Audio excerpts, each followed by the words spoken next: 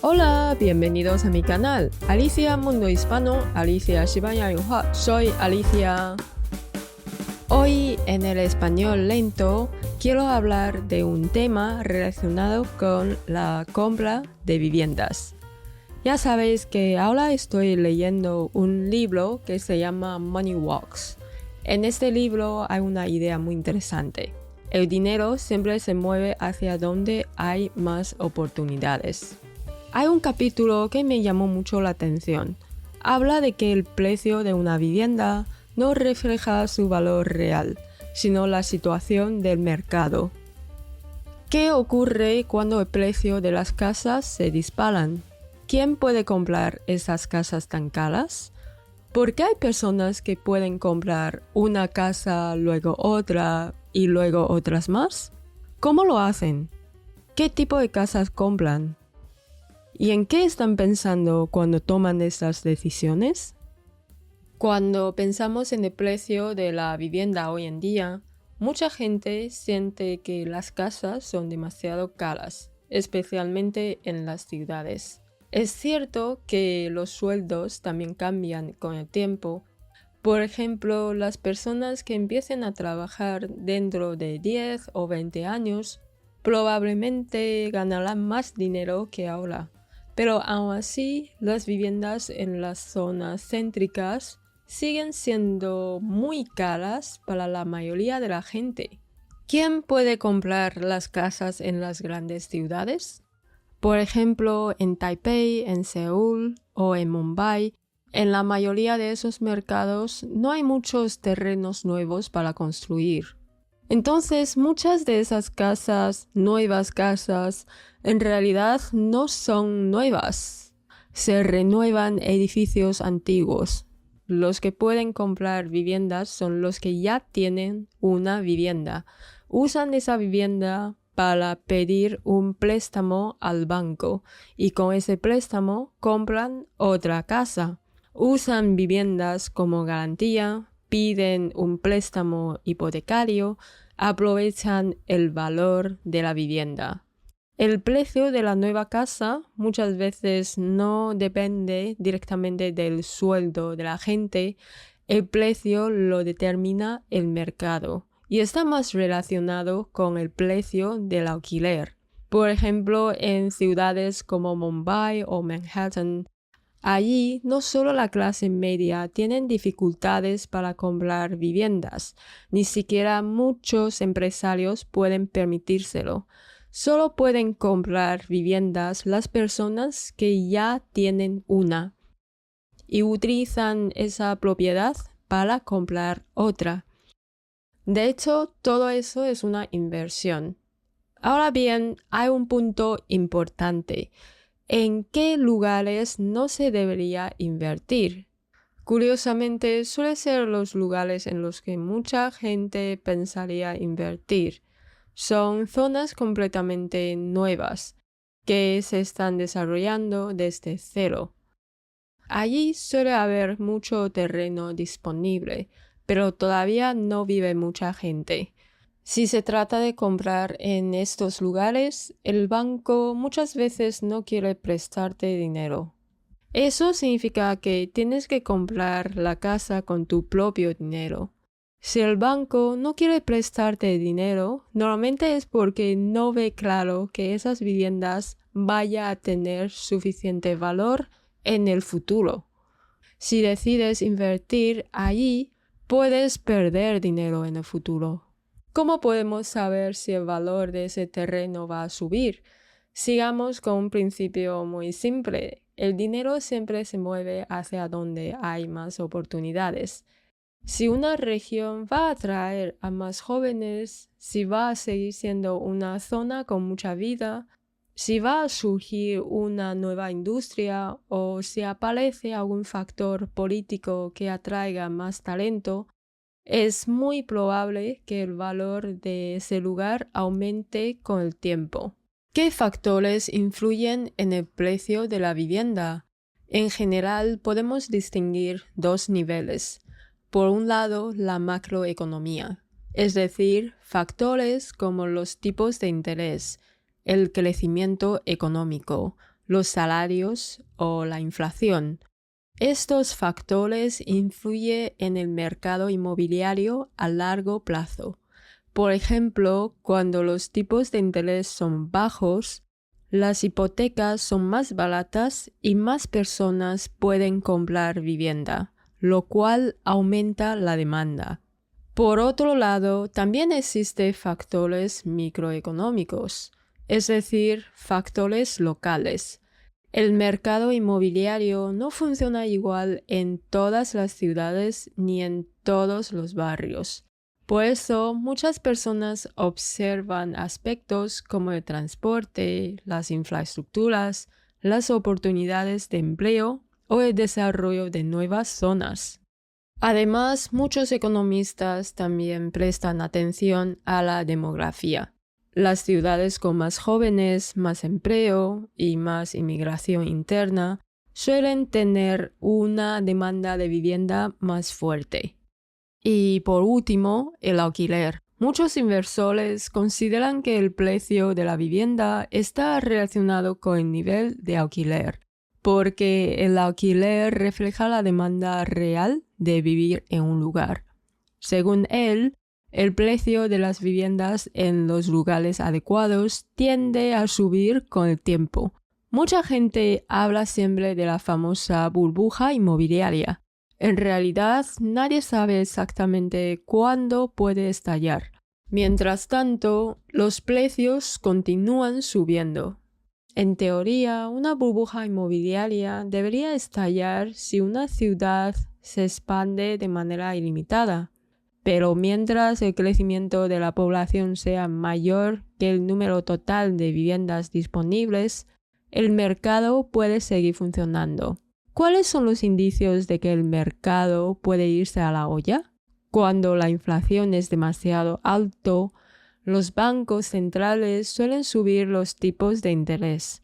Al hacerlo, pedir dinero prestado se vuelve más caro y más difícil. En muchas grandes ciudades, por ejemplo Taipei, Shanghai, Pekín, Hong Kong y Tokio, los precios de la vivienda son muy altos, pero los alquileres no han subido al mismo ritmo. En gran parte se debe a factores culturales. En muchas familias existe una fuerte presión social para comprar una vivienda.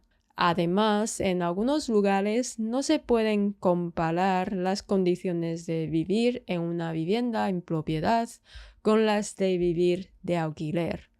Por ejemplo, en China, si no tienes una vivienda propia en una ciudad, puede resultar difícil obtener el empadronamiento o el registro de residencia. Y si no puedes registrarte oficialmente, pueden surgir problemas si quieres casarte o matricular a tus hijos en la escuela. Mencionamos el caso de China porque el autor del libro es chino y muchos de los ejemplos que utiliza parten del mercado chino. Esta situación no es exactamente la misma en Taiwán, pero debido a la influencia cultural china, muchas personas siguen teniendo una mentalidad parecida. Mucha gente prefiere comprar vivienda porque la considera una forma de preservar el valor de su dinero y protegerse contra la inflación. Además, ser propietario da una sensación de seguridad. Sentimos que la casa realmente es nuestra. Y muchas personas también piensan que con el tiempo el precio de la vivienda probablemente seguirá subiendo. De esta manera, no solo podemos vivir en nuestra propia casa, sino que la casa también puede convertirse en una inversión para el futuro. El segundo factor que explica por qué en nuestra cultura muchas personas tienden a acumular viviendas tiene que ver con los tipos de interés. Según el autor, que con el tiempo ha comprado bastantes viviendas en China, Los tipos de interés allí suelen situarse más o menos entre el 3 y el 4%. En Taiwán, por ejemplo, los tipos de interés son todavía más bajos. Como yo soy taiwanesa, puedo decir que ahora mismo ronda alrededor de 2,8%. Es un nivel bastante bajo. Por eso muchas personas piensan que en lugar de dejar el dinero en el banco, quizás sea más interesante invertirlo en vivienda. Después de entender las razones por las que muchas personas se interesan por comprar viviendas, volvamos al tema. Para lograr una buena rentabilidad en una inversión, el autor propone varias estrategias dentro del mercado inmobiliario. ¿Qué lugares son los mejores para invertir en vivienda? En primer lugar, el autor recomienda fijarse más en el lugar que en la casa en sí. En realidad, lo que suele aumentar de valor en una propiedad es el terreno, no tanto la construcción. Por ejemplo, una estrategia puede ser comprar viviendas antiguas en zonas céntricas de la ciudad. En estos lugares el suelo suele ser más escaso y por lo tanto su valor tiende a subir con el tiempo. Además, los costes de mantenimiento del edificio suelen ser más bajos. El segundo consejo es no comprar viviendas de lujo, aunque la rentabilidad de este tipo de inversión puede ser muy alta, pero también es un mercado mucho más inestable. Muchas personas pueden ganar mucho dinero, pero nadie sabe realmente cuándo podría estallar una burbuja inmobiliaria. El tercer consejo es no comprar viviendas en zonas en declive, es decir, en zonas que ya han perdido atractivo. Normalmente son lugares donde hay menos oportunidades de trabajo. En cambio, las nuevas áreas de la ciudad suelen tener más potencial de desarrollo. La gente todavía no tiene una idea preconcebida sobre esas zonas y muchas empresas prefieren instalarse allí. Por eso, los barrios nuevos suelen ofrecer más oportunidades de crecimiento. En general, es más probable que el precio de la vivienda suba en zonas nuevas que en zonas en declive. El cuarto consejo tiene que ver con invertir en viviendas situadas en áreas en desarrollo. Se trata de zonas donde se han construido o se está construyendo nuevas infraestructuras de transporte, especialmente en los puntos donde se cruzan varias vías, ya que estos lugares suelen convertirse en núcleos importantes para el desarrollo futuro. El quinto consejo es fijarse más en los alquileres que en los precios actual de la vivienda, porque el precio puede subir o bajar y es difícil predecirlo. En cambio, si los alquileres se mantienen altos, normalmente significa que hay mucha demanda y que la zona tiene valor a largo plazo. El sexto consejo es invertir en viviendas de reasentamiento tras una demolición. Son viviendas que el gobierno entrega como compensación cuando se derriban casas antiguas para proyectos de urbanización. Normalmente la compensación es mayor que el valor de mercado, por lo que este tipo de inversión puede generar una buena rentabilidad. Luego recordamos que el precio de una vivienda en el mercado no siempre refleja su valor real, sino más bien la situación del mercado.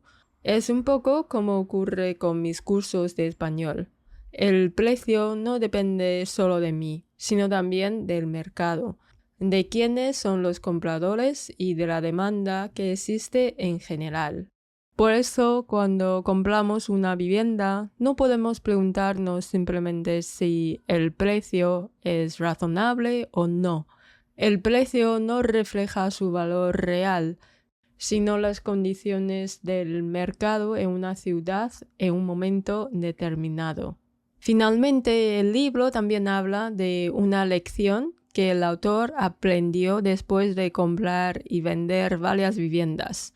Según él, una de las mejores formas de ganar dinero en el mercado inmobiliario es financiar la compra con una hipoteca.